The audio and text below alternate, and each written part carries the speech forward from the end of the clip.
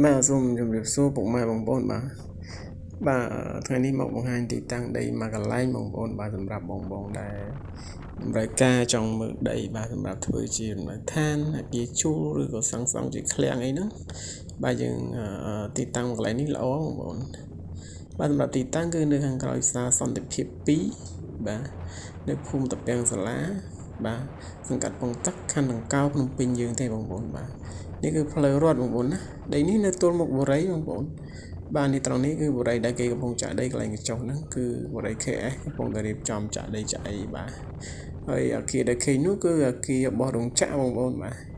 រោងចក្រដែលកំពុងដំណើរការស្រាប់ហ្នឹងហើយផ្លូវនេះគឺនឹងទ្រង់ធ្វើ10ម៉ែត្របងប្អូនបាទនេះទីតាំងដីរបស់យើងបងប្អូនណាទីតាំងដីរបស់យើងនេះបាទយើងមើលទៅក្បាល25ជម្រៅ94បងប្អូនបាទ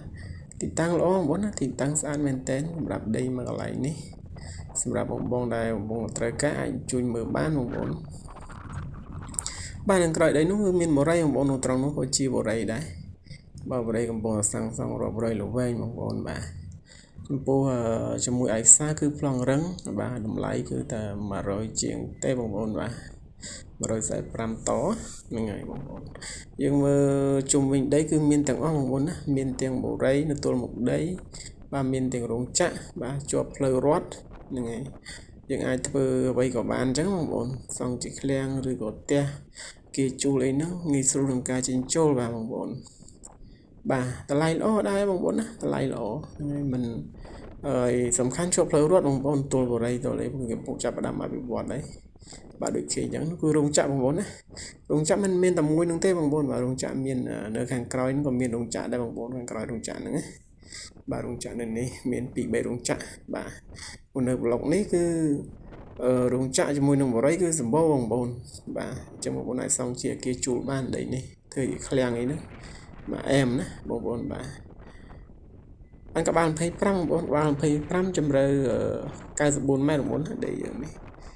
បច្ចុប្បន្ននេះមកយើងមានដាំស្រូវដាំអីដែរបងប្អូនណាមើលទៅខ្យល់អាកាសល្អបាទខែនេះបាទសម្រាប់បងតម្រូវការអាចជួយ